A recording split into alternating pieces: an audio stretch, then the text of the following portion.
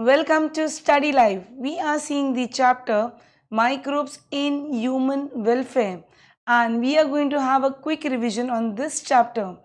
So, when we start with microbes, it is coming in the topic of biotechnology. So, when we are studying biotechnology, here we have to see the definition of biotechnology, which is the application of scientific and engineering principles. So, here both are going to be used. Why? For the processing of materials, and that is by biological agents. And over here, these biological agents are going to be the microbes. They are going to provide goods and services for humans for human welfare.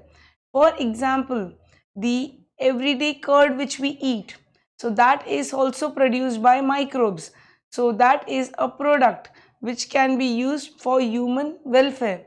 So there are variety of microbes which are getting used, and those microbes which are getting used include the algae, fungi, bacteria, viruses, protozoans, nematodes, etc. and their products that is going to exhibit beneficial activities which are used for human welfare. They are used not only in food industry, they are also used in health industry for production of antibiotics. They are also used in medicine. They are used as biocontrol. Biocontrol means over here biopesticides and bioinsecticides. Now, these organisms are used in various food and feed technology. So, we are going to see about these microbes. So, here we begin with the first one, which is microbes in food preparation. We are going to see which microbes are getting used in preparation of food. So, over here, if we see what is traditional biotechnology and what is modern biotechnology. So, traditional biotechnology was till 1971, and whatever came after that is the modern biotechnology. So, traditional biotechnology is going to be based on the fermentation principle. Let us see what fermentation principle is. So, in this fermentation, what we have is we are going to have here glucose. We are going to have over here glucose C6H12O6, which is glucose in the absence of oxygen. Any sugar in the absence of oxygen, they are going to break down and form carbon dioxide, and they are going to form ethyl alcohol. So this is about the fermentation. So when we see evolution of carbon dioxide and when we see formation of ethyl alcohol, that is giving a distinct taste to the fermented products. So it is based on fermentation principle by using fermenting bacteria. They were used in preparation of variety of indigenous fermented food products. We have many examples. We know about dosa, idlis, doklas. They are all prepared by the process of fermentation. So here you can see the examples of products which are based on fermentation. So those products include, we are going to see the products which are based on fermentation principle, and those products include, the first one is dosa, then is idli, dokla. They are fermented products because of the activity of bacteria. So here what is done is they are fermented by using rice and black gram, and with that we have got airborne microbes, and those airborne microbes include leuconostoc, streptococcus species. So what is getting produced? The principle of fermentation, where we have seen there is evolution of carbon dioxide which is getting produced during fermentation. It is going to cause the puffing of the dough. Because of that, our idlis, dosas, they become puffy and spongy. So our next topic is based on microbes as source of food. So when we see microbes as source of food, so we have many examples. If you look at this figure over here, we can see we have fungi, we have yeast, we have algae over here, and we have bacteria over here. So we have microbes, or they are fruiting bodies. Why they are used as food? It is because they are rich in vitamins, proteins. when we see these microbes, they are going to produce they are going to produce nutrient rich food, like they are rich in vitamins, proteins. The term SCP over here, SCP stands for single cell protein, which means each and every single cell is going to produce protein. Now here what is done is, we are taking either dried or dead cells of microbes. Now dried or dead cells of microbes, like we have bacteria, we have algae, we have molds, and we have yeast. So what is done is, they are dried or dead cells are taken, and we have examples like mushrooms and truffles. They are used as food because they are rich in same, they are rich in vitamins, proteins, they are rich in proteins, vitamins, minerals, and they are rich in amino acids. So over here, when we see a mushroom, you can see over here mushroom, they are producing large fleshy fruity bodies. Now these fleshy fruity bodies, they are nothing but they are edible. Now these bodies, fruiting bodies, which are the cap of the mushroom, they are absolutely very healthy because they are sugar free, they are fat free, but they do not have any sugar, they do not contain fat, but they are rich in proteins, vitamins, minerals, and amino acids, and they are having low calorie, so it is an excellent food for diabetic people. Now next topic we move on to is the dairy products. So when we see the word dairy, dairy means it includes everything which is made up of milk. All the milk products are included in dairy products. So milk products, when we start, so here we can see in this image, we have so many milk products being formed. They include cheese, butter, paneer, yogurt. We have got so many examples for these milk products. So here we are going to see, we have the microbe named lab. Lab means lactic acid bacteria. Now lactic acid bacteria, example we have is the lactobacillus. They are added to the milk. When this lactobacillus is added to the milk, it is going to ferment the lactose sugar of the milk. So what is going to happen? The lactose sugar of the milk is directly getting converted into lactic acid. So because of this, we can see the sugar, which is lactose, it is getting converted into lactic acid. Now this lactic acid, it is going to cause coagulation and partial digestion of the milk protein casein. So because of this, we can see first the lactose sugar is getting converted into lactic acid. Lactose sugar is getting converted into lactic acid. So this lactic acid is going to bring all the milk proteins together. एक साथ में आ जाएंगे सबके सब milk proteins. So because of that, जो अपना liquid milk था वो किस में convert हो जाएगा? It is going to get converted into semi-solid curd. So all the protein is going to come together. So milk changes into curd, yogurt, and we get cheese. The starter or inoculum used in preparation of milk products actually contains millions of lactic acid bacteria. So main point over here in dairy industry, the main point over here is fermentation, and that fermentation is done by lactic acid bacteria, which is also known as lactobacillus. So it is bringing about fermentation of the milk and milk products. So here we have three examples of milk products. The first one is curd. So when we see our Indian curd, which is prepared at home very frequently, it is prepared by inoculating milk. So in that, milk is inoculated with lactobacillus acidophilus. So when we are adding this lactobacillus acidophilus, it is going to check the growth of disease causing microbes. The microbes which are going to cause disease, it is going to check the growth. Then we have yogurt production. So yogurt is produced by curdling milk. Now this yogurt and curd, what is the difference are the name of the microbes. In curd, we had seen we were using lactobacillus acidophilus. In yogurt, we have streptococcus thermophilus, and we have lactobacillus bulgaricus. So here we can see the microorganism which is going to be used is different. There it was Lactobacillus acidophilus. Here it is Streptococcus thermophilus and Lactobacillus bulgaricus.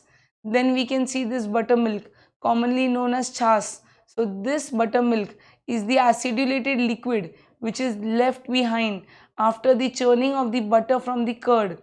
So this is the buttermilk which is frequently consumed in India.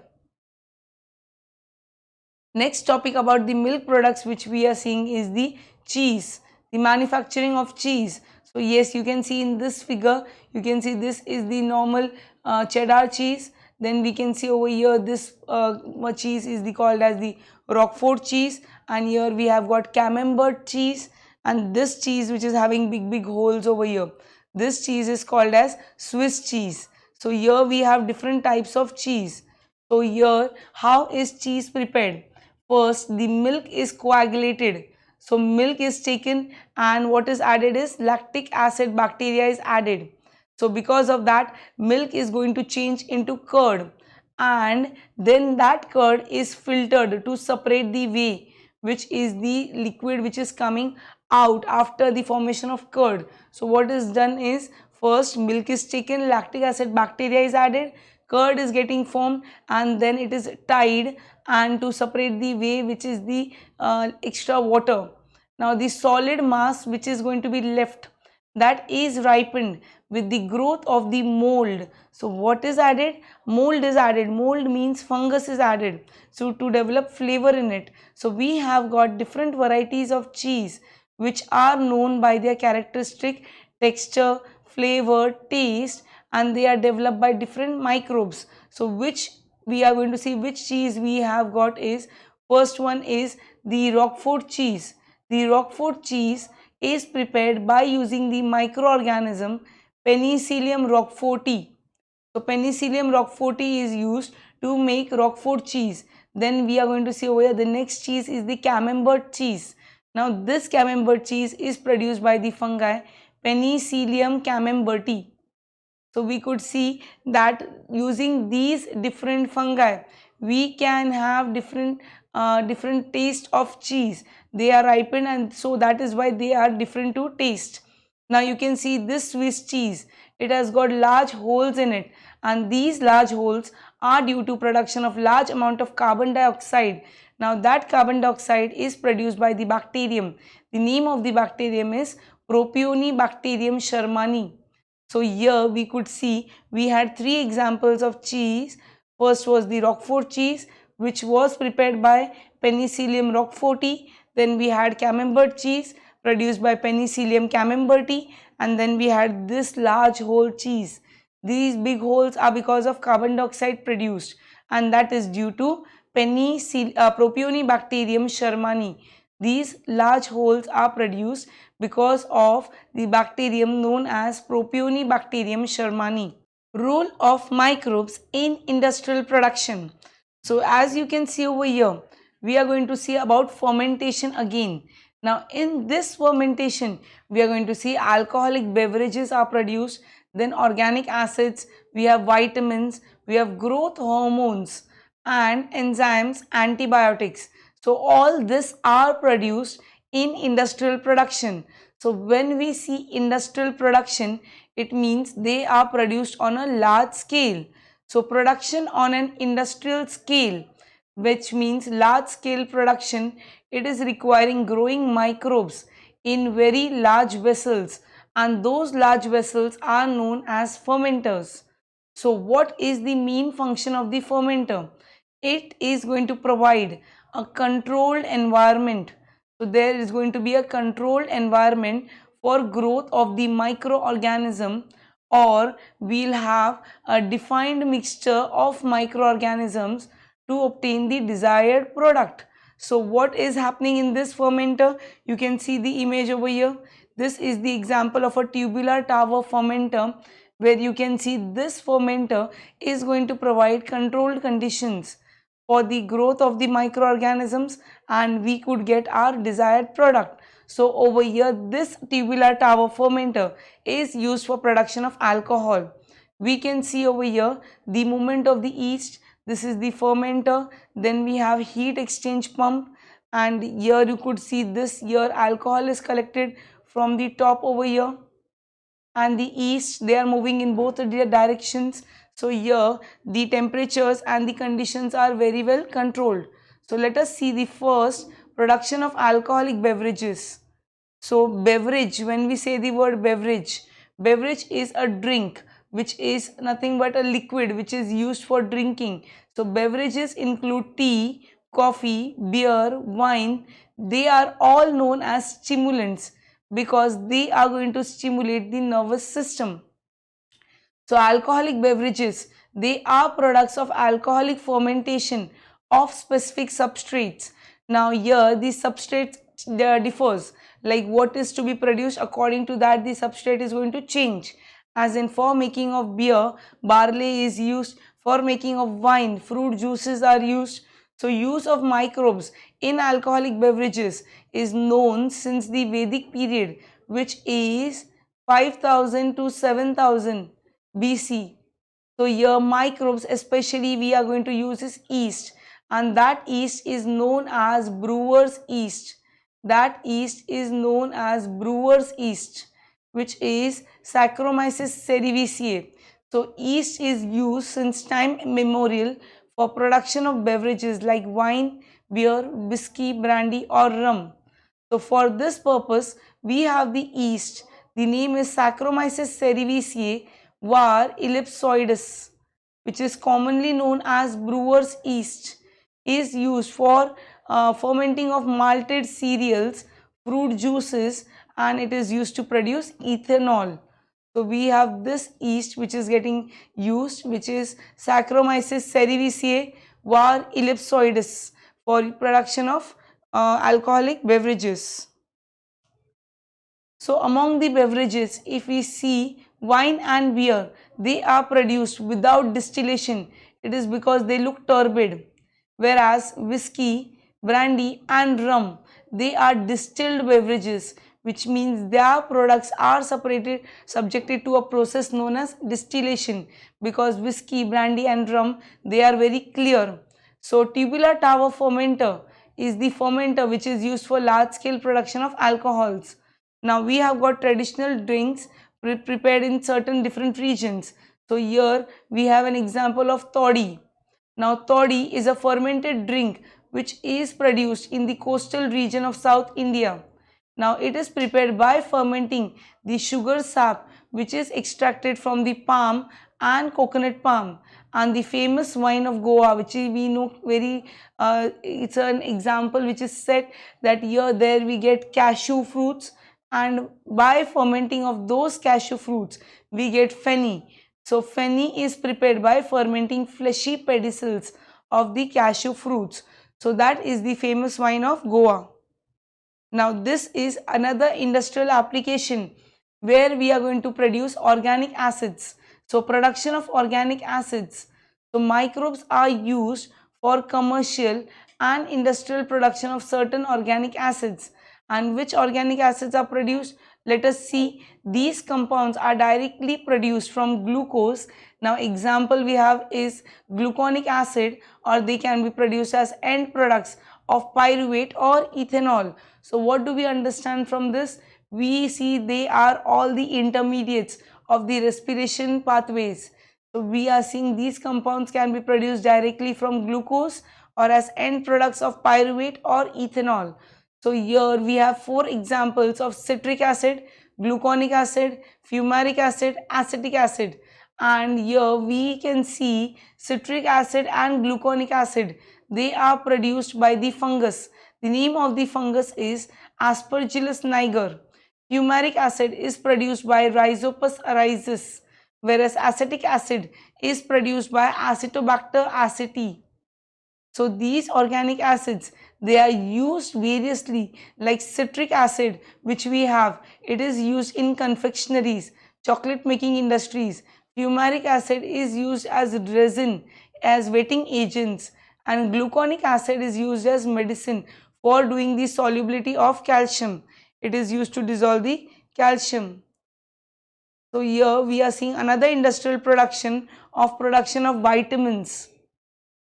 So these vitamins, what are vitamins? Vitamins are some organic nitrogenous compounds which are capable. Now these organic nitrogenous compounds are capable of performing many life sustaining functions inside our body. So when we see vitamins, they are the substances which are required in small quantities, and that is required for normal growth and development.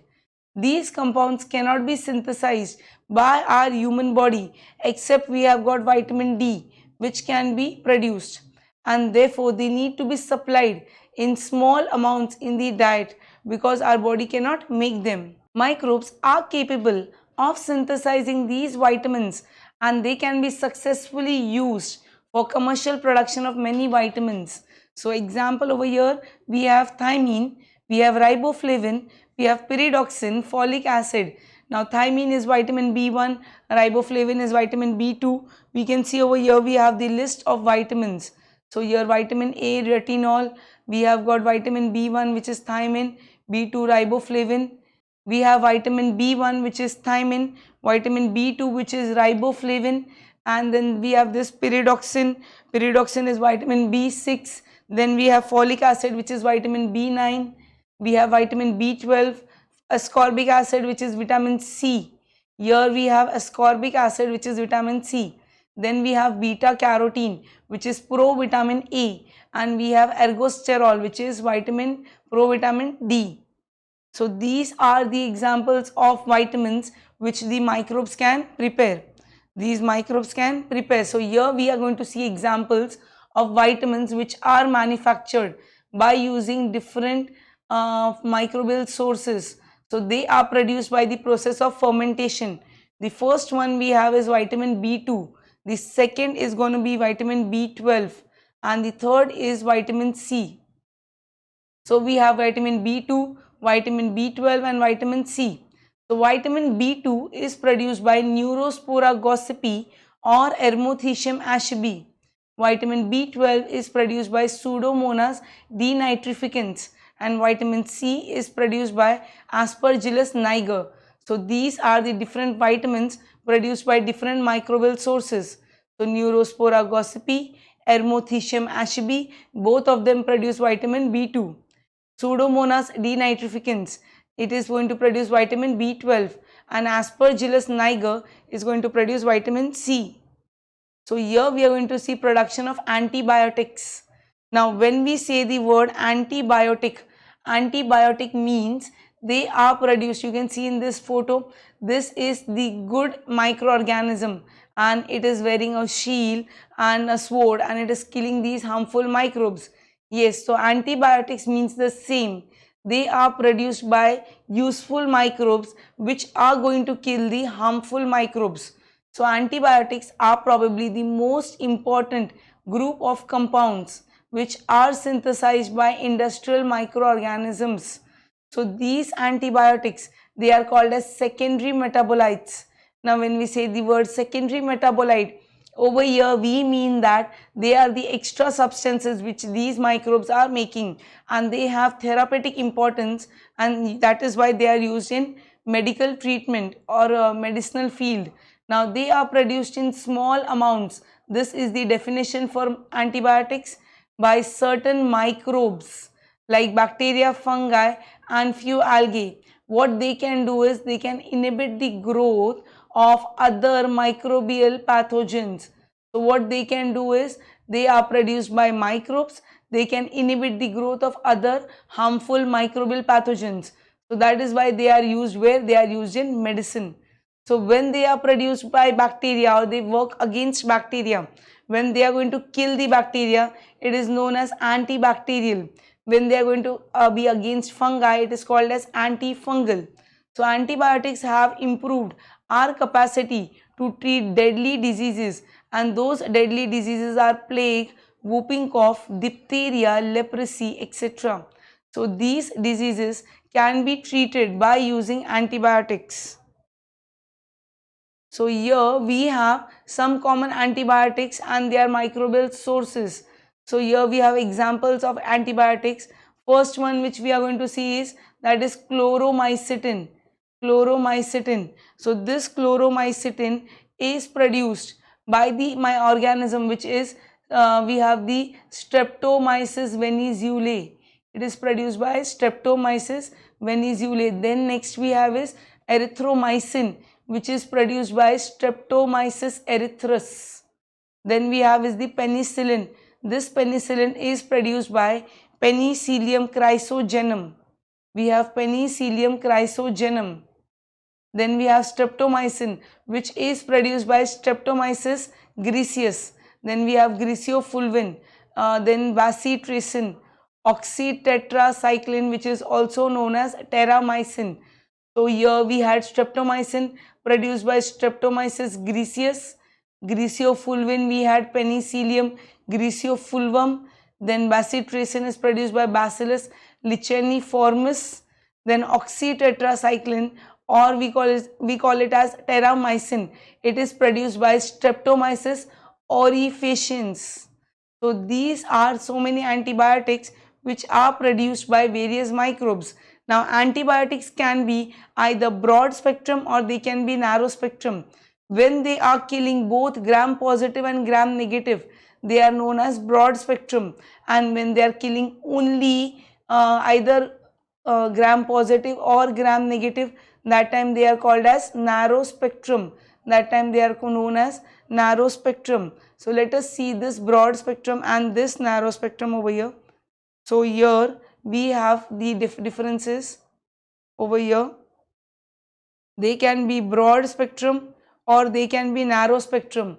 So here we have broad spectrum and they can be narrow spectrum. Narrow spectrum. So I said broad spectrum, they are going to work against both gram positive as well as gram negative, whereas narrow spectrum is going to work against either gram positive or gram negative. So we move on to the next, which is production of enzymes.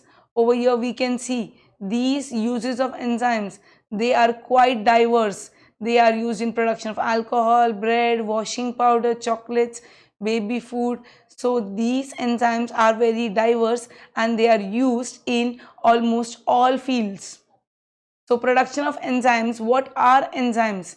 Enzymes are nothing but they are known as catalysts because they have the ability to promote reactions more quickly at the body temperature.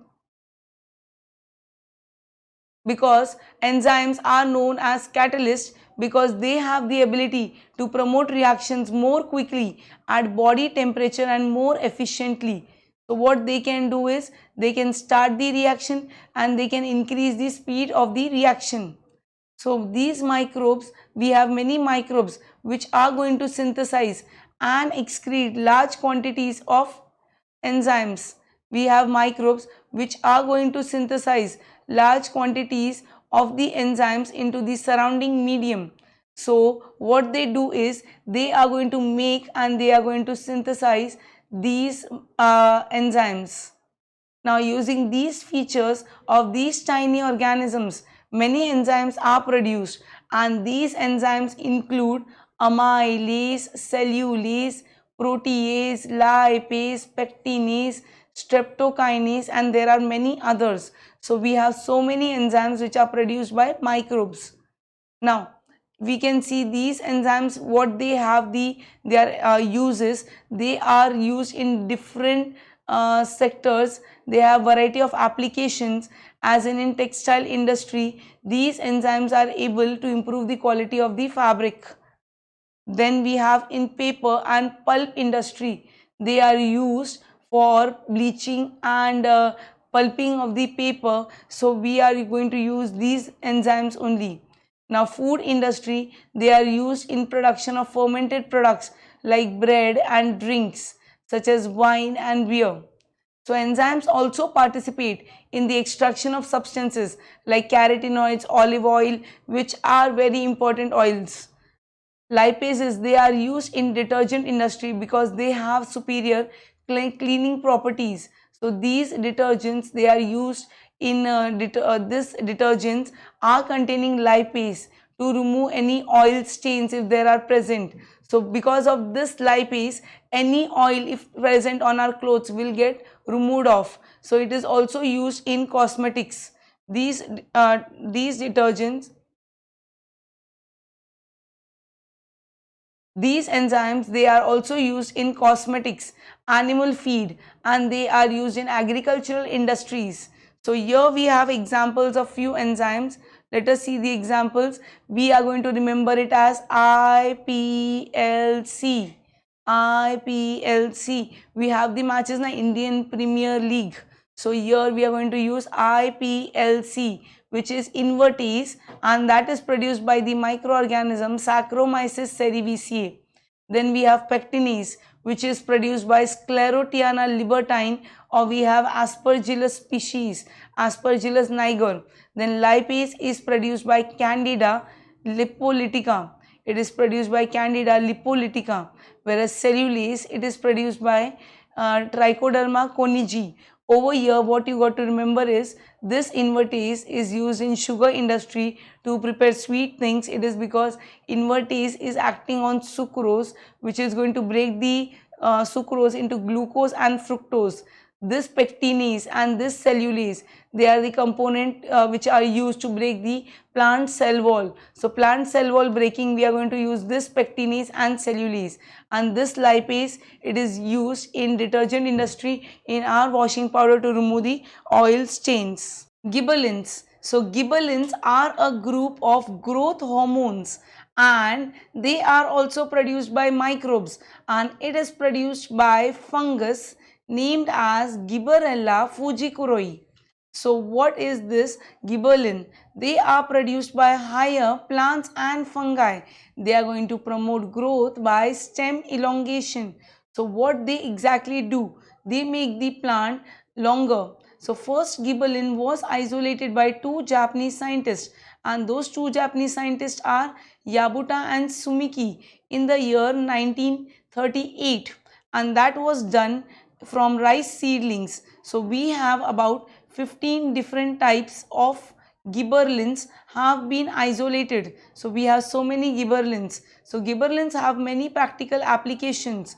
What are their applications? They are used to induce parthenocarpy in apple pear. When we see the word parthenocarpy, it means they are used to produce seedless fruits. Now these fruits which are going to get produced are seedless, that is parthenocarpy. They are also used for breaking the dormancy of the seed. So they break the dormancy of the seed, and they are used for the seed germination, and they are inducing flowering in long day plants. So in these long day plants, they induce flowering even under short day conditions, even under short day conditions. Short day conditions.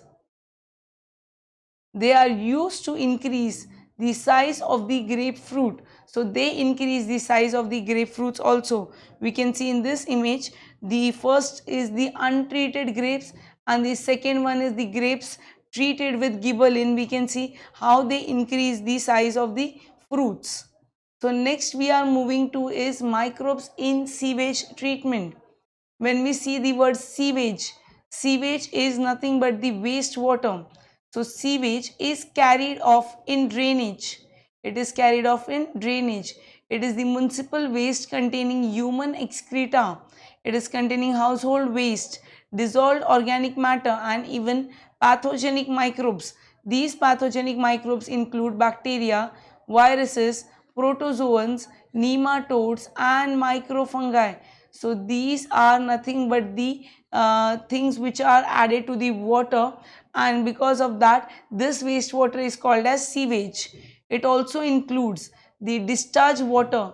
It also includes the discharge water from hospital waste, slaughterhouse, then animal dung, discharge from industrial waste. It contains toxic, organic, inorganic chemicals. Tanneries. Tanneries word means where leather is produced. So in this tanneries, we have got the skin of these animals are taken, and what is produced is the leather is produced. So pharmaceutical waste is also added to the sewage. So here we could see the composition of the sewage. When we say the composition of the sewage, means what it is containing. So sewage is basically containing 99.5 to 99.9% water. So main, it is containing water. It is containing 0.1 to 0.5. So here we had inorganic and organic matter in suspended and soluble form. So composition of the sewage is going to be depending upon what is added in the sewage. So it is going to depend upon what is the waste which is discharged into the water. Now that waste can be from different industries. It can be from textile industry, from chemicals, from pharmaceuticals, dairy.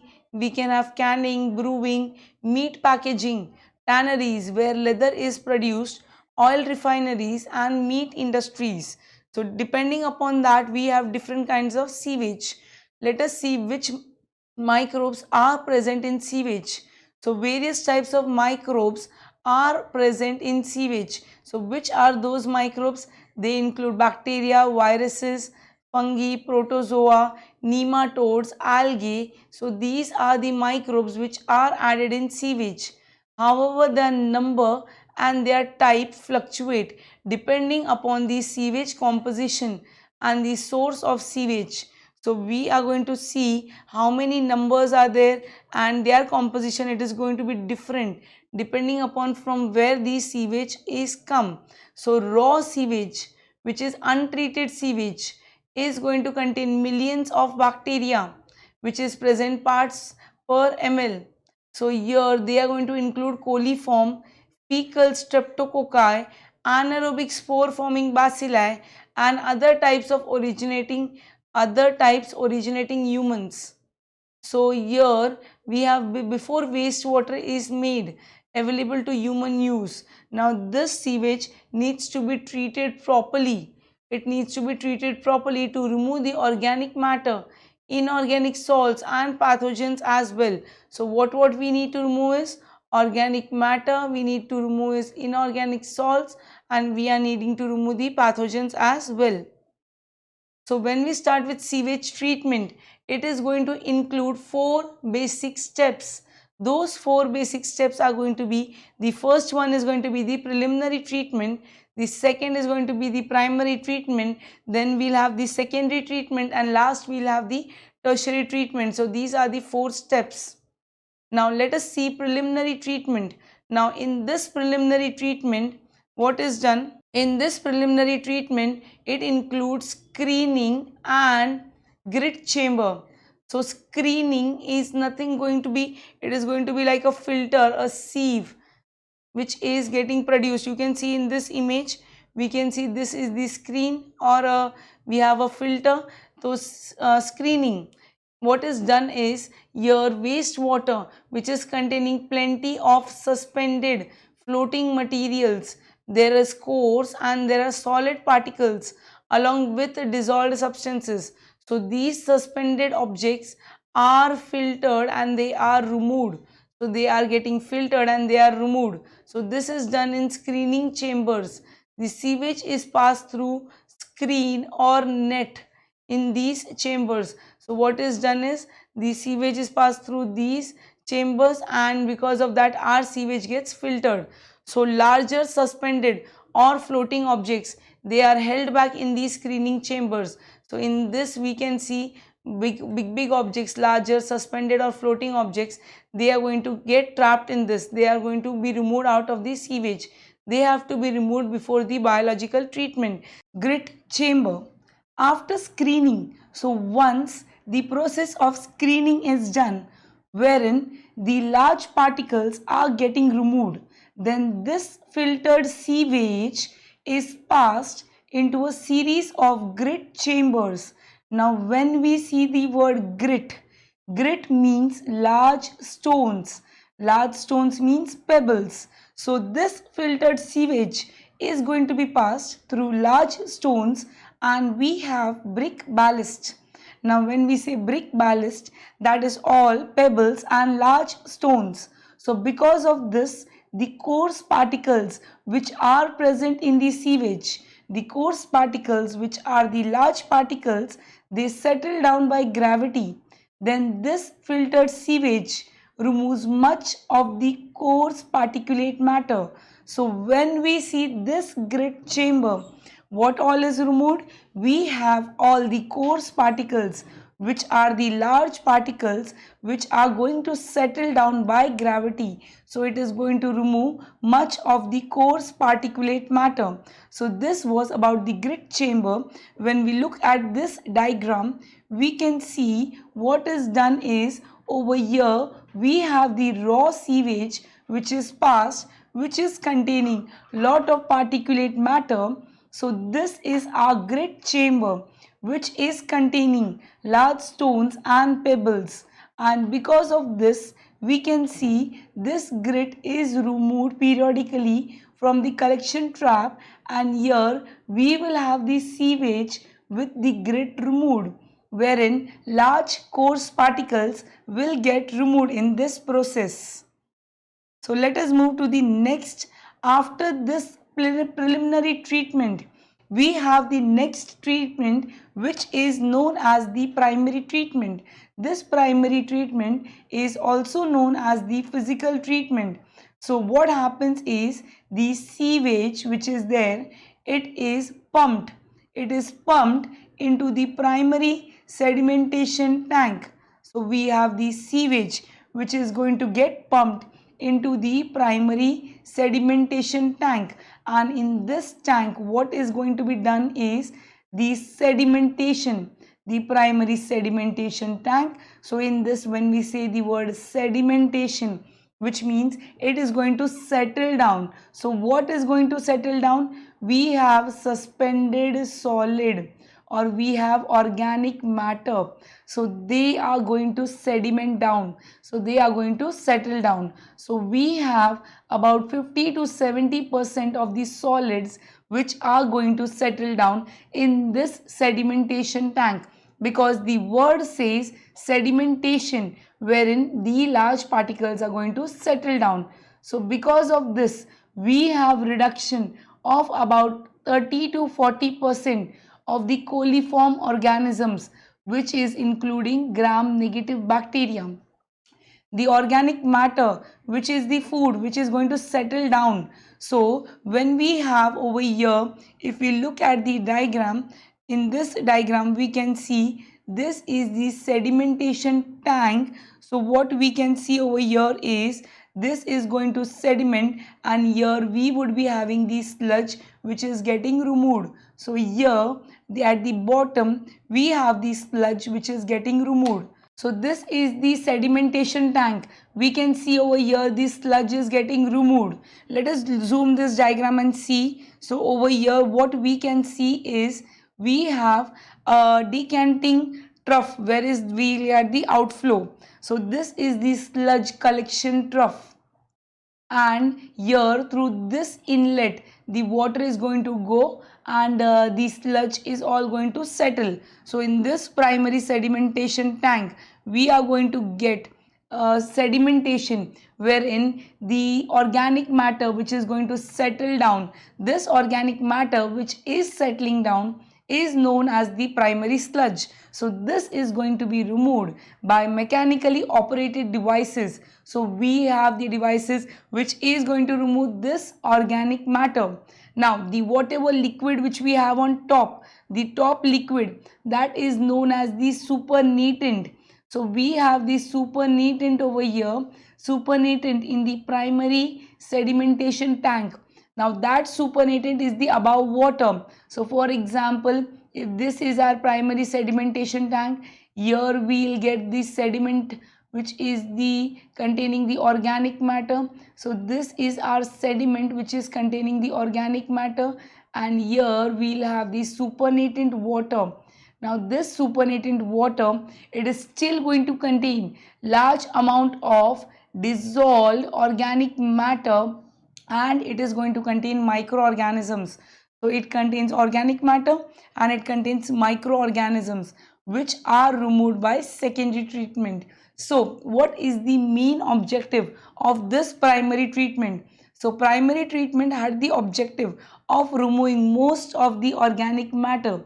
So organic matter is getting removed, but the supernatant which is left, that is quite useful to us because उसके अंदर अभी भी क्या है, उसके अंदर it is containing large amount of dissolve organic matter.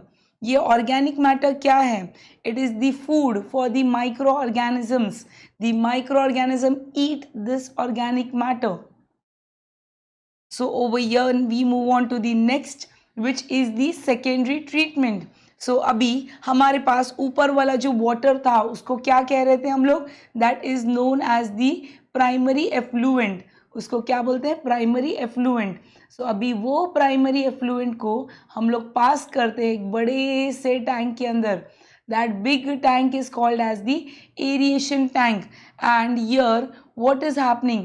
वो aeration tank में हम लोग कॉन्स्टेंटली एजिटेट करते हैं मैकेनिकली, मतलब उसके अंदर कॉन्स्टेंटली मिक्स हुआ जाता है. एंड जब भी उसको मिक्स करते हैं उसके अंदर एयर भी पंप करते हैं. So because we are pumping in air, air means oxygen is getting pumped. So because of oxygen, we have aerobic bacteria which is growing vigorously. Let us see the diagram over here.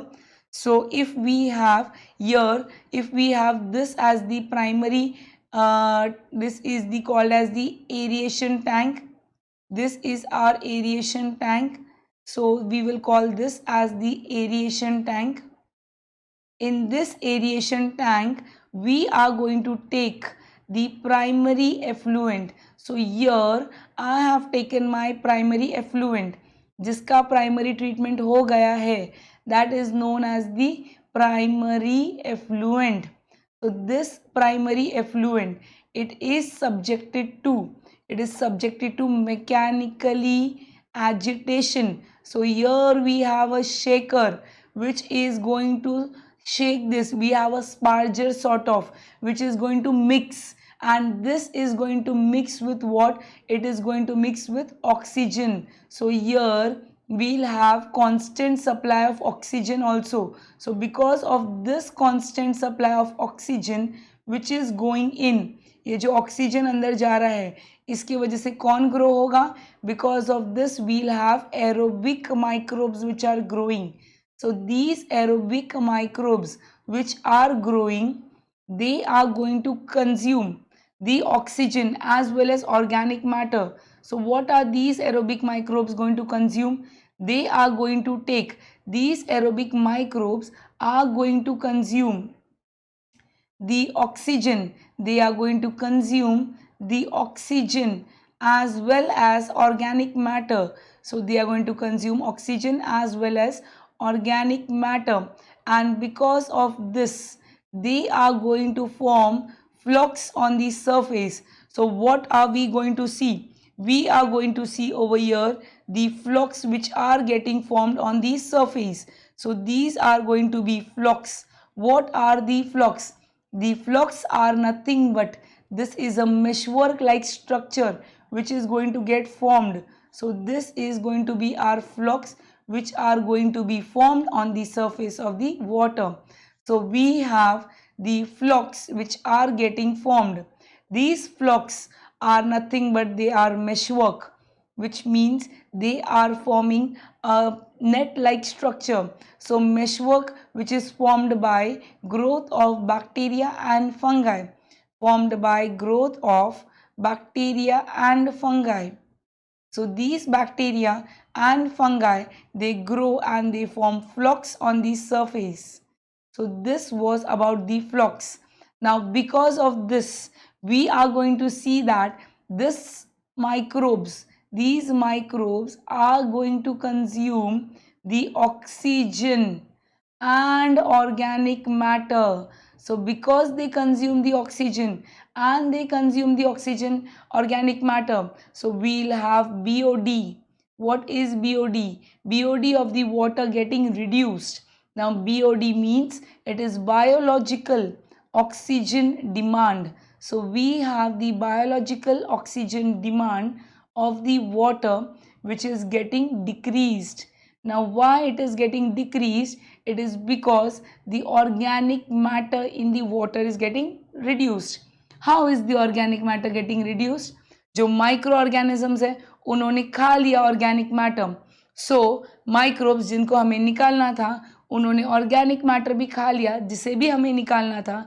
तो हमारे दोनों भी things जिनको हमको remove करना था, micro organisms and organic matter, दोनों same जगह में आ गए हैं। सो पानी का जब भी बीओडी कम हो जाता है मतलब क्या है उसका, ऑर्गेनिक मैटर पानी का कम हो गया है।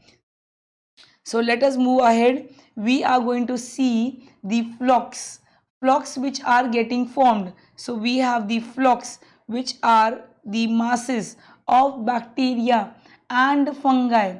These are the masses of bacteria which is held together by slime and fungal hyphae. So we have bacteria and fungi which is growing to form mesh like masses, which is they are going to form a meshwork like structure.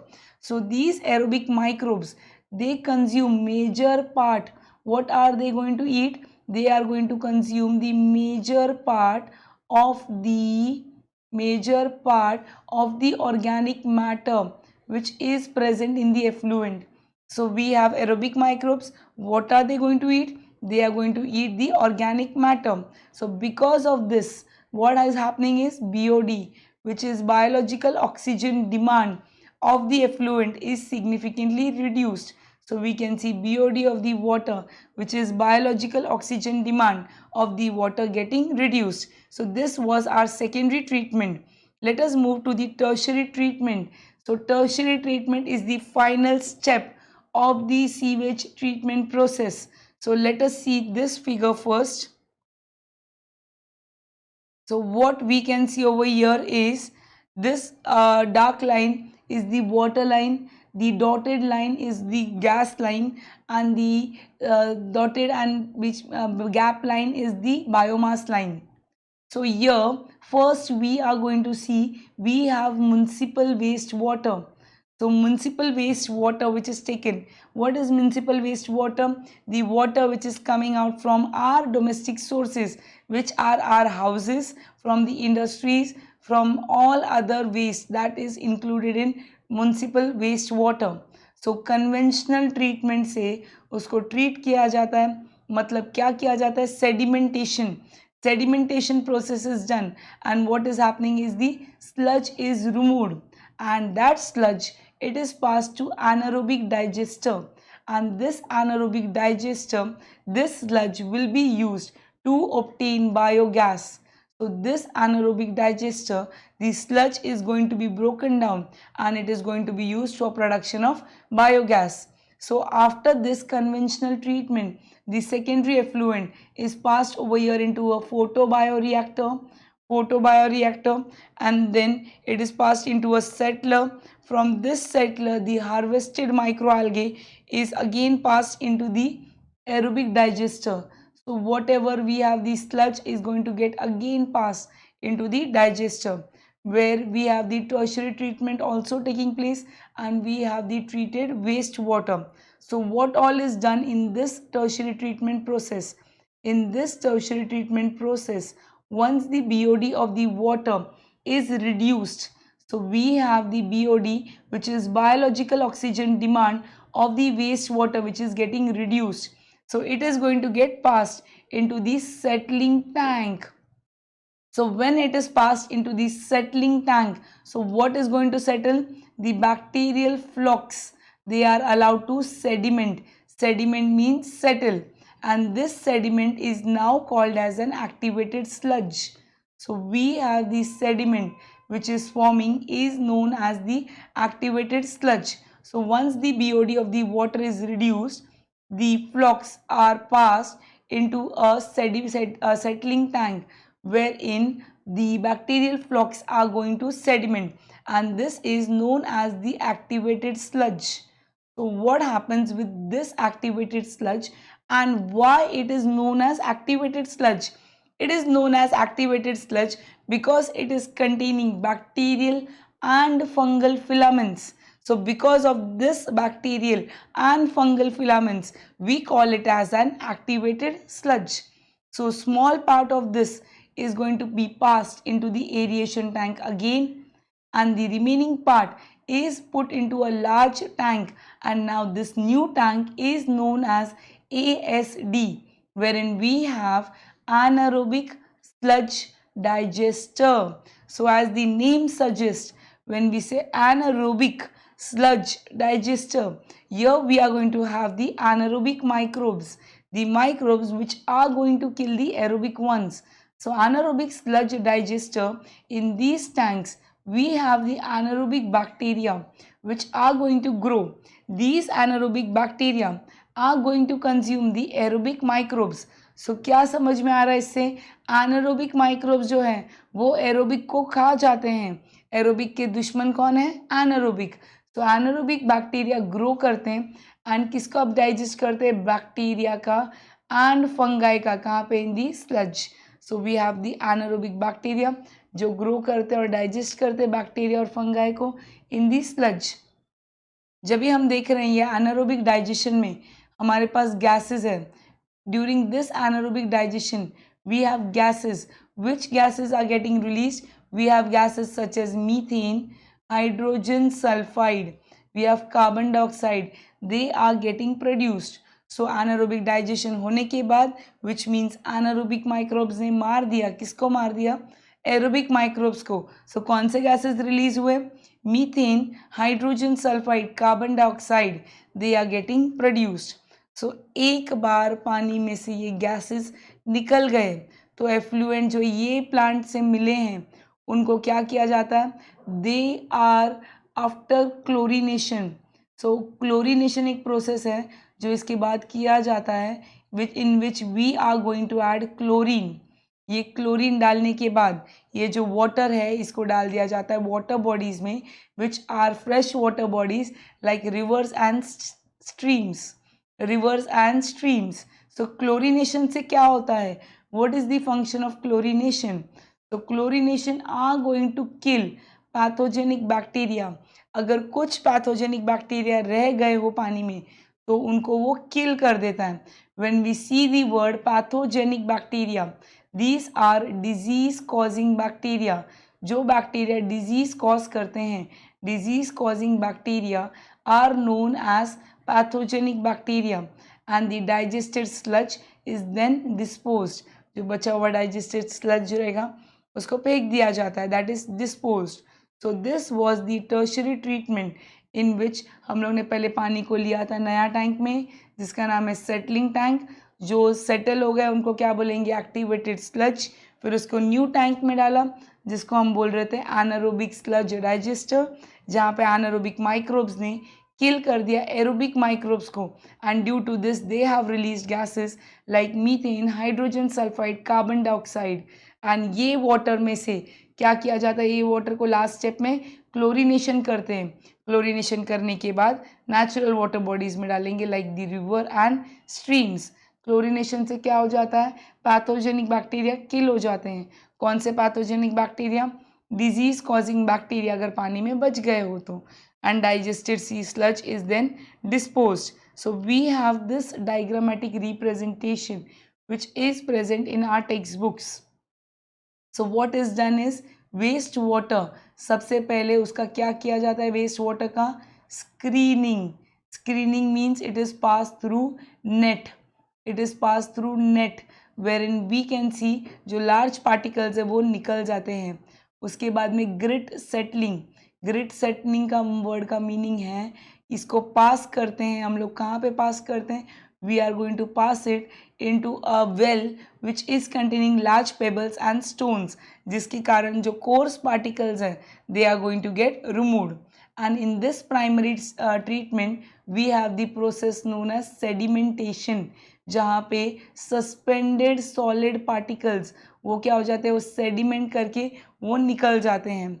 जो settle हुआ sewage है उसके बाद में क्या किया जाता है? उसको एरिएशन टैंक में लिया जाता है. सुपरनेटेंट, ऊपर का supernatant, it is subjected to secondary treatment. Secondary treatment में याद करो हमने देखा था aeration tank mechanically agitated, oxygen is passed in. उसके बाद में क्या किया जाता है? Tertiary treatment where it is settle down, flocs are settling, they are called as activated sludge and then it is passed on to a new tank which is known as anaerobic sludge digester, जहाँ पे anaerobic microbes किसको किल करते हैं? Aerobic को. And क्या release करते हैं? Gases. So here we have anaerobic bioreactor which is known as digester, where it is going to kill the aerobic microbes and going to release gases like carbon dioxide, hydrogen sulfide, and it is going to release ammonia. So water इसमें से free हो जाए उसके बाद में क्या किया जाता है? It is subjected to chlorination. Chlorination is going to kill most of the pathogenic bacteria. So with this we have completed the biogas, we have completed the sewage treatment, and now we are moving to microbes in energy generation, which is biogas plant. So when we say microbes in energy generation, so many developing countries, they are encouraging for the installation of biogas plants. The reason being this is now people are being educated. They know that this method of energy generation is non-conventional, but it is renewable. We can renew this. So this is used in many countries to meet the requirements of energy. Now this biogas which we are speaking about, biogas, this biogas can be used as domestic as well as industrial fuel. So we can use this at home as well as industries. So we see here over here कि ये non conventional है. Non conventional मतलब इसको practice करना इतना easy नहीं है. तो it is non conventional but it is renewable source of energy. renewable source of energy which means it can be renewed. because आप अगर सोचोगे ये किससे बनाया जाता है, this is produced from plant and animal waste. Yes, so definitely we have this plant and animal waste which is generated most often. So we can have this biogas as the renewable source of energy, and this renewable source of energy is obtained by microbial fermentation, by the process which is done by microorganisms. So इसमें क्या आएगा? This is going to contain, अगर मैंने आपको पूछा what is the composition of biogas, how it is used as domestic as well as industrial fuel. So biogas is containing a mixture. It is a mixture of methane where it is having CH4. How much? 50 to 60%. Then we have carbon dioxide which is present to a second larger quantity which is 30 to 40%. We have methane which is 50 to 60%. Then carbon dioxide which is the second largest which is 30 to 40%. Then we have hydrogen sulfide which is how much percent? 0 to 3%. And other gases which we have, carbon monoxide, nitrogen, hydrogen, it is present in traces. मतलब वो ना के मतलब मात्रा में है. So सबसे ज़्यादा मेन कॉम्पोजिशन बायोगैस का क्या है? So the answer is very correct. The main part या तो सबसे अधिक जो बायोगैस प्रोडक्शन में है या जो बायोगैस का कॉम्पोजिशन है, that is mainly containing what? Methane. So other name for biogas is methane. It is highly inflammable. Inflammable मतलब अपने एलपीजी की तरह ही जलता है. It is going to burn with a blue flame. अभी क्या यूज़ करते हैं रॉ मटेरियल की तरह for producing this biogas?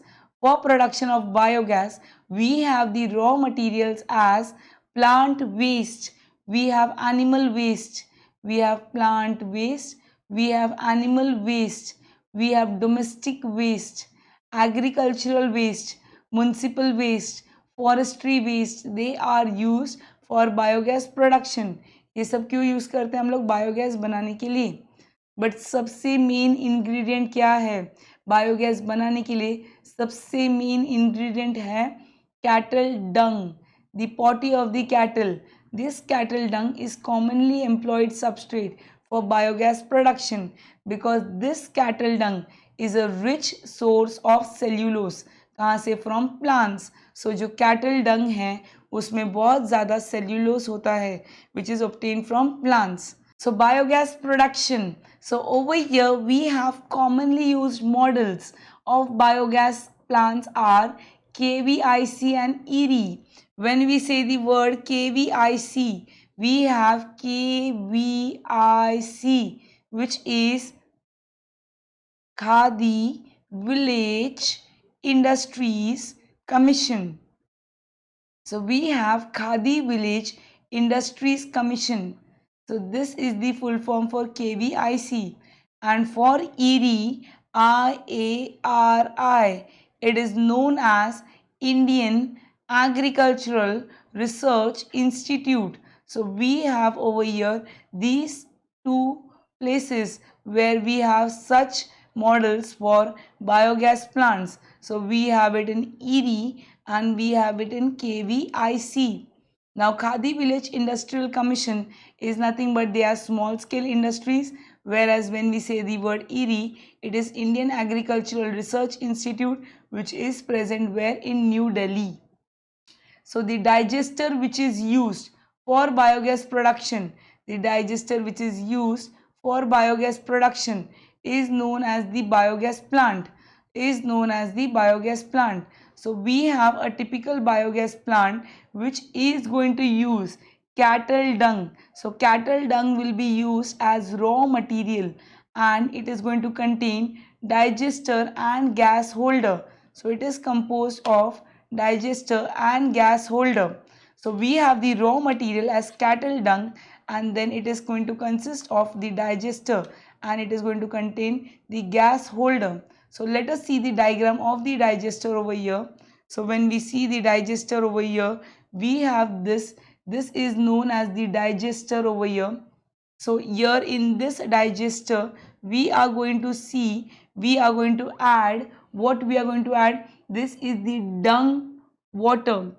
So over here there will be mixture of cow dung and the other. So this is known as basically inlet where the waste products or the waste materials, plant waste and animal waste, they are introduced. And over here in this digester we are going to see there is taking place anaerobic digestion होता है. क्या होता है? anaerobic digestion. So because ये anaerobic digestion होता है तो उसकी वजह से क्या होगा, जो भी अपना प्लांट वेस्ट, एनिमल वेस्ट है एंड काउडंग, वो सबका डाइजेशन होगा through 3 steps. Those 3 steps we would be seeing later and here we would be seeing biogas which is getting produced. और जो बचा हुआ हमारे पास है वेस्ट, उसको क्या कहा जाएगा? That will be known as sludge. So over here we are going to see the digester used for biogas production is known as the biogas plant. So a typical biogas plant में क्या use होता है? Cattle डंग को use करते हैं as a raw material. फिर उसके बाद में डाइजेस्टर है and we have a gas holder dome like structure on top. So digester किससे बना है? It is made up of concrete bricks and cement और स्टील. सिलिंड्रिकल गैस होल्डर है और gas tank about the digester to hold the gases. Digester के अंदर side opening है, वो साइड ओपनिंग को क्या बोलते हैं? चार्ज पिट, जिसमें रॉ मटेरियल्स जैसे कि काउडंग को डाला जाता है. तो that through that we have the inlet wherein the waste are introduced. कहाँ पे? Into the digester. So this digester, remember one thing, it has to be buried where? Into the soil. So अभी हम लोग process देखने वाले हैं, steps, जिसमें अपना जो वेस्ट ऐड किया है उससे हम लोग को रेडी फ्यूल कैसे मिलेगा. How would we get biogas? So when we say anaerobic digestion, it is going to include 3 processes. So first step is going to be hydrolysis or solubilization. Hydrolysis और सॉल्युबलाइजेशन, इसमें क्या किया जाता है? रॉ मटेरियल है जो हमारा रॉ मटेरियल जो काउडंग है उसको मिक्स करते हैं किसके साथ? With water. So raw material and water which is cowdung is mixed with water equal proportion में. सो एक लिक्विड लाइक सब्सटेंस मिलेगा and that liquid like substance is known as slurry which is then put into the digester. अभी जब ये first step बोल रहे हैं, ये फर्स्ट स्टेप हाइड्रोलिसिस हो रहा है. इसमें क्या हो रहा है? इसमें जो एनारोबिक हाइड्रोलिटिक बैक्टीरिया है, these anaerobic hydrolytic bacteria, we have the Clostridium. Anaerobic hydrolytic bacteria, we have the Clostridium and we have the pseudomonas. So this anaerobic hydrolytic bacteria which is clostridium and pseudomonas, they are going to hydrolyze carbohydrates. So what they are going to do? They are going to break down the carbohydrates into simple sugars, proteins and into amino acids and lipids into fatty acids. तो जब ये दिख रहा है यहाँ पे break down हो रहा है, so we have the carbohydrates getting converted into simple sugar, carbohydrates getting converted into simple sugar.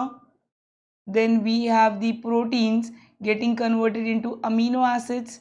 We have proteins which are getting converted into amino acids. And then we have lipids which is getting converted into fatty acids. We have lipids which is getting converted into what? Into fatty acids. So this is known as hydrolysis. ये hydrolysis process के बाद next step is the acidogenesis. Acidogenesis word का मतलब क्या है?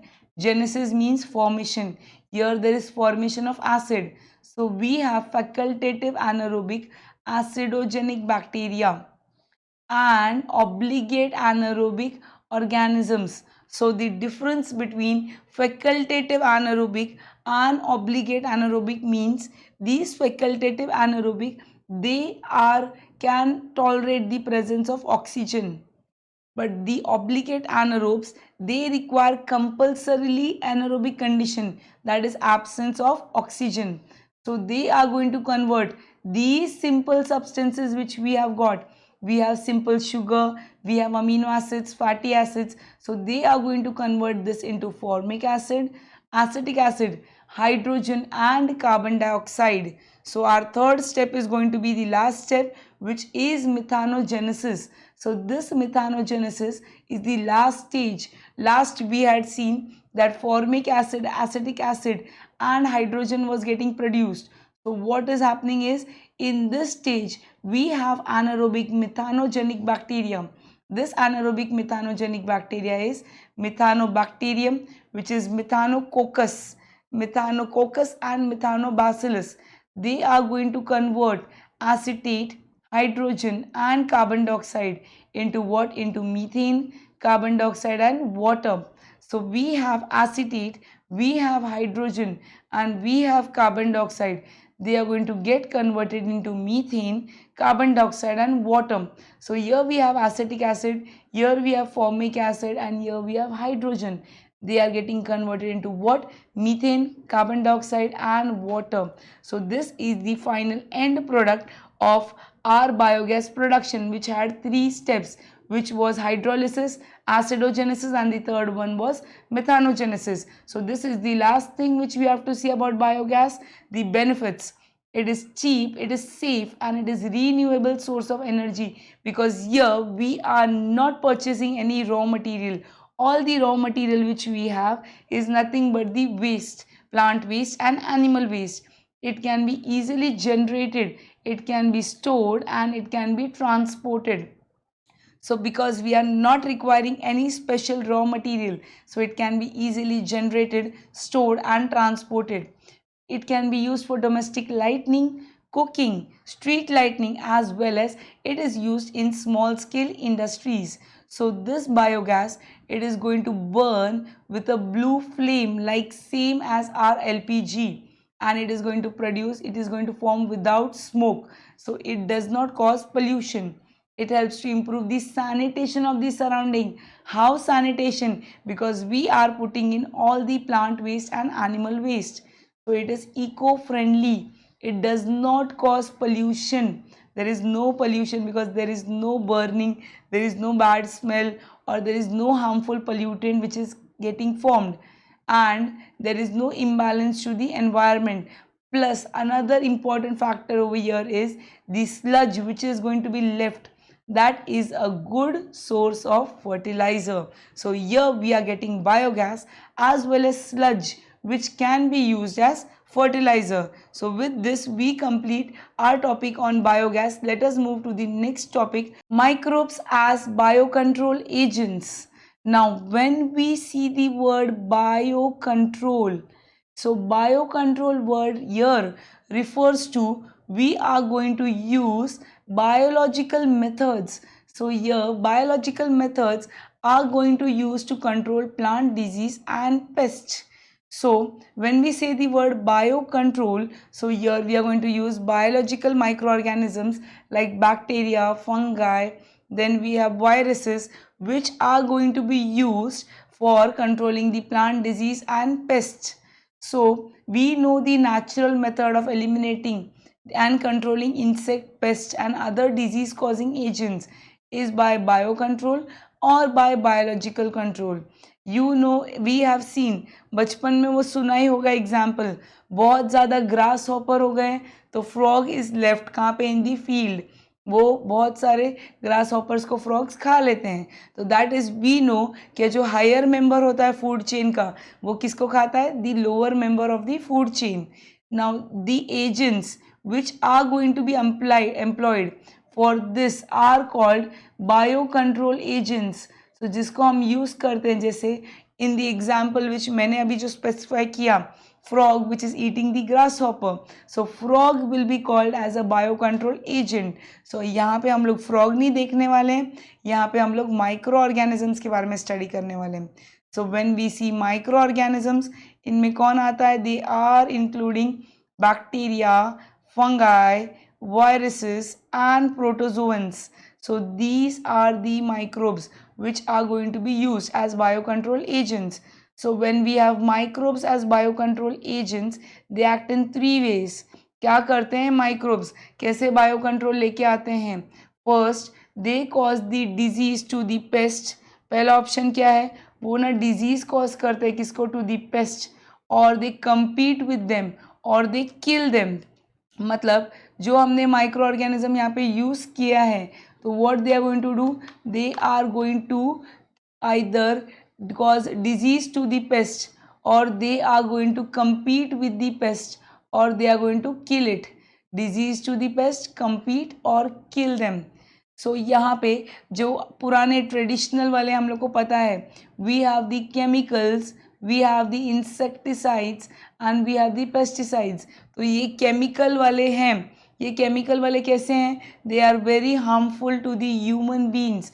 And दूसरा और क्या करते हैं, they also cause pollution to our environment. So एक तो ये हार्मफुल है किसके लिए, टू ह्यूमन बींग्स, एंड दूसरे एनवायरनमेंट का भी पोल्यूशन कॉज करते हैं.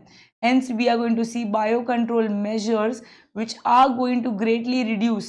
Biocontrol वाले क्या रहेंगे, they are going to reduce our dependence on toxic chemicals and pesticides.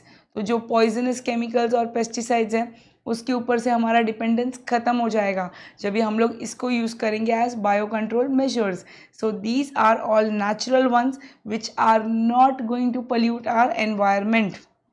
सो यहाँ पे first example of microbial biocontrol, we have the first one which is Bacillus thuringiensis. so this is commonly known as BT. बहुत ही famous micro organism है जिसमें बहुत सारी चीज़ें बनाई गई है, like BT brinjal, BT potato, BT soybean, BT tomato. so this BT is used to get rid of butterfly, caterpillar, whereas dried spores of BT, when they are mixed with water and sprayed onto vulnerable plants such as brassica, which is mustard, and fruit trees. तो जो भी spores इसके insect larva ने खा लिए तो क्या हो रहा था, जब भी उनके गट में जा रहा था ये स्पोर्स, किसके स्पोर्स, बैसिलस thuringiensis के spores, in the gut of the larva the toxin because of the cry protein, cry gene था उसके अंदर, कौन सा जीन था, cry gene. Because of that, the larva's gut was getting ruptured and the larva was getting killed eventually. Then we have Trichoderma species. ये ना trichoderma देखो कहाँ पे रहता है, दिस ट्राइकोडर्मा दिख रहा है आपको फर्स्ट डायग्राम विथ ट्राइकोडर्मा और दूसरा विदाउट ट्राइकोडर्मा है. सो ये जो ट्राइकोडर्मा ये फ्री लिविंग फंगा है जो कहाँ पे मिलता है, रूट इकोसिस्टम में, राइजोस्फीयर में, and they are effective as biocontrol agents of several soil-borne fungal plant pathogens. अभी ये जो फंगस है ना ये प्रोड्यूस करते हैं सब्सटेंसेस. ट्राइकोडर्मा क्या बनाता है, Trichoderma is producing substance like viridin, then gliotoxin, then it is gliovirin etcetera, जिससे क्या होता है, जो दूसरे सॉइल बोन इन्फेक्शन एजेंट्स हैं जो अटैक करने वाले रूट को, वो रूट को अटैक नहीं कर पाते. सो क्या समझ में आ रहा है इससे, जो हमारा ट्राइकोडर्मा है वो बायोकंट्रोल एजेंट की तरह कैसे काम कर रहा है, बिकॉज उसके अंदर क्या प्रेजेंट है, it is containing substances like viridin, gliotoxin, gliovirin, जिससे दूसरे हार्मफुल सॉइल बोर्न पैथोजेंस अभी रूट्स को अटैक नहीं कर पाते. So our roots are getting protected. So let us move to the next. We have 4 groups of mean biochemical agents which are known. अभी कौन से 4 groups of biochemical agents है जो हम लोग को पता है? Number 1 is the bacteria, number 2 is the fungi, number 3 is the virus, and 4 is the protozoa. So here we have bacteria, fungi, virus and protozoans. सो यहाँ पे ये जो टेबल है, ये टेबल उसके बारे में डिटेल्स हमें बताने वाला है. So this is the diagram which is taken from the text book. So we have over here the bacteria, where in जो हम लोग को मेन बैक्टीरिया उसका नाम याद रखना है, बैसिलस thuringiensis, जिसको बीटी बोलते हैं. And the host which are getting killed, किनको मार रहा है? It is going to kill the caterpillar, cabbage worm, adult beetle, इन सबको ये किल कर रहा है. Then we have fungi. Fungi में किसको किल कर रहा है? बोविरिया बैसियाना.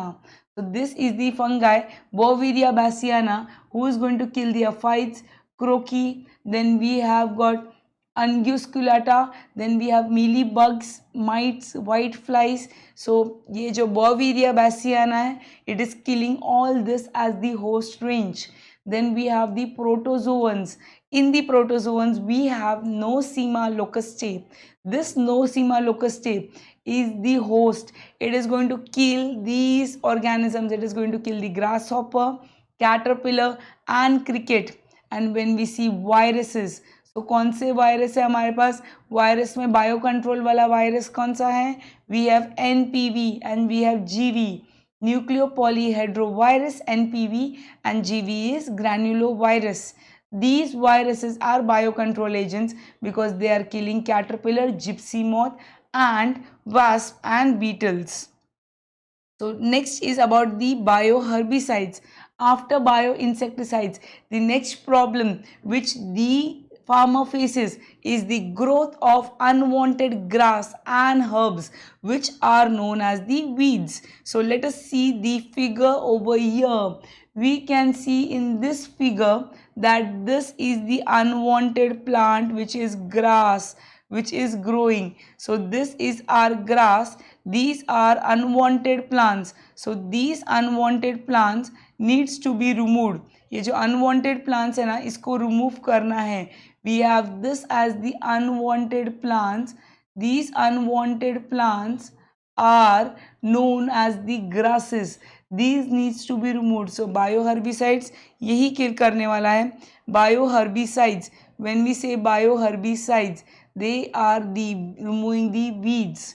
तो जो भी weeds है, जो unwanted weeds कौन से हैं? unwanted plants हैं जो grow हो रहे हैं. कहाँ पे grow हो रहे हैं? in the agricultural field. We have them in ponds, we have them in lakes. तो क्या प्रॉब्लम है हमें वीड्स के साथ? जब ये वीड्स नॉर्मल क्रॉप के साथ ग्रो होते हैं, so they are going to compete with our main crop. So these weeds are going to compete with our main crop. अपने मेन क्रॉप की जगह ले रहा है, न्यूट्रिशन ले रहा है, सनलाइट ले रहा है, सब कुछ मेन क्रॉप का छीन रहा है. So they are going to compete with the main. So weeds compete with the main crop in the farmland for water, space, minerals, light, air.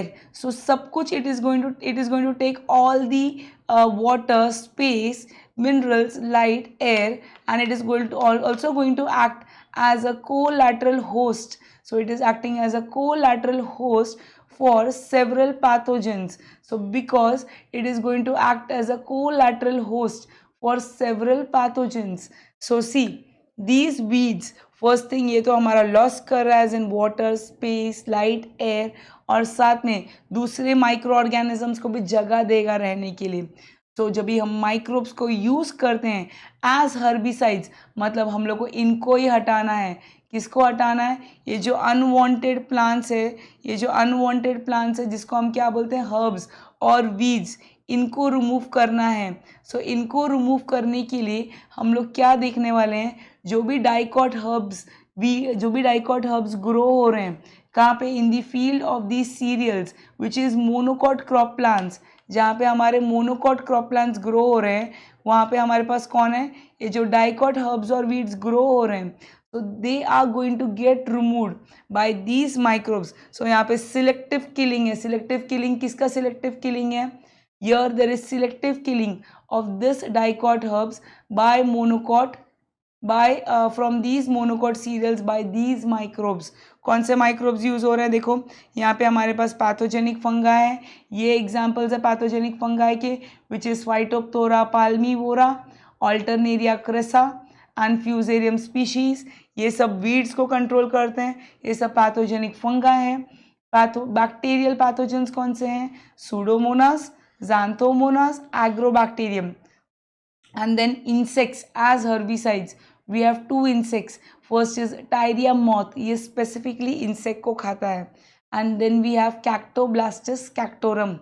Cactoblastus cactorum. Now we are going to see what is the role of microbes as biofertilizers. So microbes का क्या role होता है? जो fertilizers necessary है किसके लिए? For the growth of the plants and productivity of the cultured plants. जब भी हम लोग fertilizers का use करते हैं for increasing productivity, it is one of the aspects of green revolution. Fertilizers कौन से type के हमारे पास? We can have inorganic or organic. What is the difference between inorganic and organic? Inorganic मतलब chemical वाला, organic मतलब biological. So let us see the difference between inorganic and organic. जब भी हम लोग ये word देख रहे हैं ना inorganic fertilizer मतलब ये chemical वाला fertilizer है. इनमें क्या होगा? NPK, nitrogen phosphorus potassium. क्या है? NPK, nitrogen phosphorus potassium.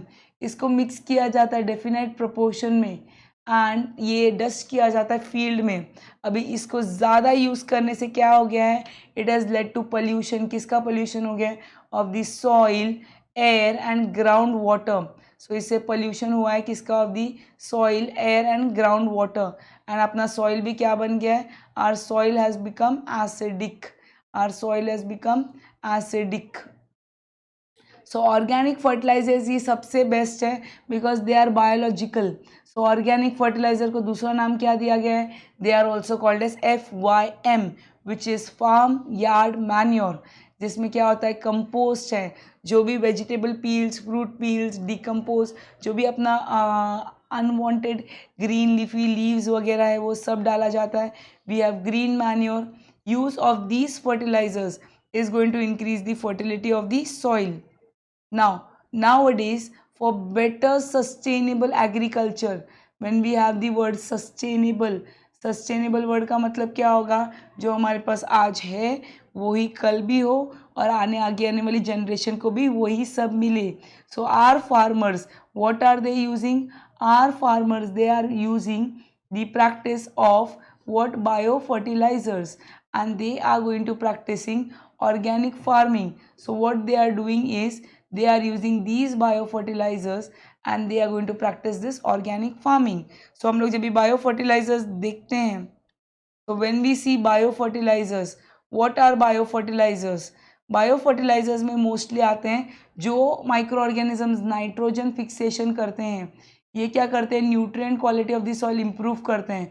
इसमें कौन आता है? बैक्टीरिया, साइनोबैक्टीरिया एंड फंगाई आता है. तो बायो फर्टिलाइजर्स ये आजकल मिलते हैं कमर्शियल प्रिपरेशन में, जिसमें रेडी टू यूज़ छोटी सी बॉटल में है, 2 ड्रॉप डालो in a water tank and it is ready to be spread in to the field. So simple as that. Use of bio fertilisers is become cost effective. क्यों cost effective and eco friendly हो गया है? Because ये एकदम concentrated form में मिलता है. This is obtain कैसे? In ready form and it is going to be eco friendly where it is not harming our environment. So it is cost effective, it is eco friendly and it is not going to harm the environment. So it helps in maintaining. It is cost effective, it is eco friendly and it helps in maintaining a long term soil fertility and sustainability.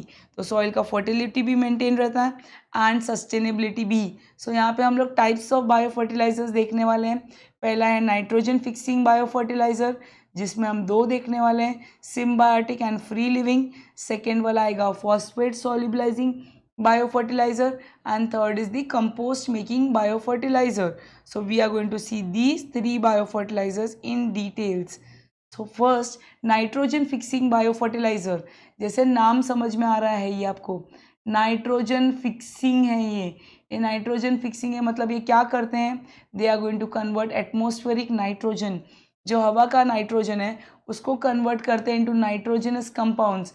कौन से compounds में convert करते हैं, देखो nitrogen को convert करते हैं into NO3 which is nitrate and NO3 which is nitrite, so that is why they are also called as डाइजोट्रोप्स। तो ये हवा में से नाइट्रोजन लेते हैं एंड कन्वर्ट करते हैं इसको NO2 which is nitrite and NO3 which is nitrate, so they are also known as डाइजोट्रोप्स। इसमें पहला वाला आएगा हमारा symbiotic fixing nitrogen fixing microbes, the ones which are going to fix by symbiotic. When we say the word symbiotic, it means two microorganisms living together and both are helping each other. So symbiotically fixing microorganisms, we have rhizobium, we have anabaena, we have frankia. So they are always generally associated with the underground parts, that is roots of higher plants. तो free living non symbiotic nitrogen fixing bacteria का मतलब क्या होगा, ये किसी के साथ symbiotic association में नहीं रहते, ये अकेले रहते हैं, फ्री लिविंग। इनमें क्या एग्जांपल्स हैं, इनमें जो एग्जांपल्स हैं, we have Azotobacter, Nostoc, Clostridium, Beijerinckia, Klebsiella. So these are the examples for microorganisms which are nitrogen fixing, they are free living, they are non-symbiotic. Next we move on to is phosphate solubilizing biofertilizer, which is our second biofertilizer. So these are bacterial species जो क्या करते हैं, these bacterial species are going to solubilize the insoluble inorganic phosphate. क्या समझ में आ रहा है, वो जो फॉस्फेट जो इनसॉल्यूबल था, इनऑर्गेनिक था, कहाँ पे प्रेजेंट था, सच एज रॉक फॉस्फेट, उसको कन्वर्ट करता है। सो ये सॉल्यूबलाइज करता है, वो जो इनसॉल्यूबल फॉस्फेट है उसको सॉल्यूबलाइज करता है, and this is done by microorganisms like Pseudomonas striata, we have Bacillus polymyxa, then we have Agrobacterium, then we have micrococcus, and we have aspergillus species. What is their main function? They are going to solubilize जो insoluble organic matter है, insoluble inorganic phosphate है, उसको soluble form में convert करेगा. Then we have the compost making, which is the last topic of this chapter. So compost making biofertilizer, compost means उसमें natural process है जिसमें जो भी ऑर्गेनिक मैटर है, अपना कचरा, जो भी बायोडिग्रेडेबल वेस्ट है, उसको एक बड़े से डब्बे में डाला जाता है and it is allowed to decompose. वो डीकम्पोज होने के बाद हम लोग को क्या मिलता है, डार्क रिच सब्सटेंस मिलता है। What is that dark rich substance called as compost और humus, that is known as compost or humus. Now this composting process is dependent on microorganisms. कौन से microorganisms यूज हो रहे हैं डिकम्पोज करने के लिए, तो अकॉर्डिंगली वो क्या करते हैं, they are going to break down the organic matter into compost. So we have many types of microorganisms which are found in compost. उसमें कौन आते हैं, bacteria, fungi, actinobacteria, we have protozoa, and we have rotifers. So these are the microbes which are used to produce compost, which is used as biofertilizer. So with this we complete our chapter on microbes in human welfare. So for more videos please stay tuned with Study Life. Thank you.